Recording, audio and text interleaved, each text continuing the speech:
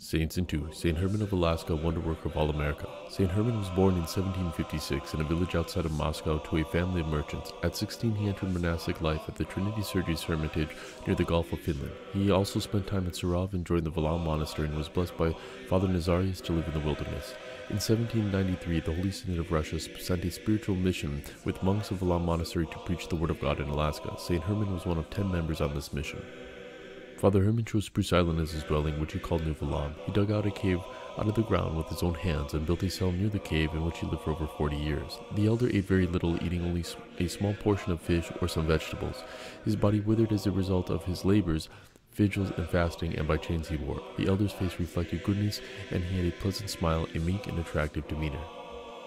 Once asked, "How do you manage to live alone in the forest, Father Herman? Don't you ever become lonesome?" He answered, "No, I am not there alone. God is here, as God is everywhere. The holy angels are there, with whom it is better to talk. With people or with angels? Most certainly with angels."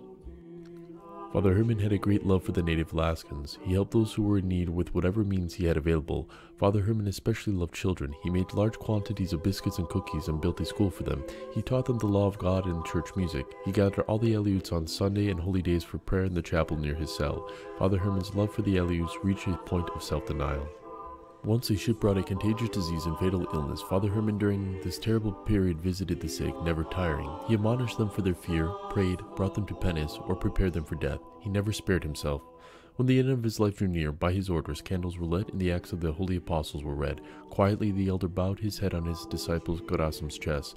The cell was filled with a sweet-smelling odor, and his face glowed. Father Herman reposed. He died in blessedness in the 81st year of his life of great labor, on the 13th day of December, 1837, according to the Julian calendar.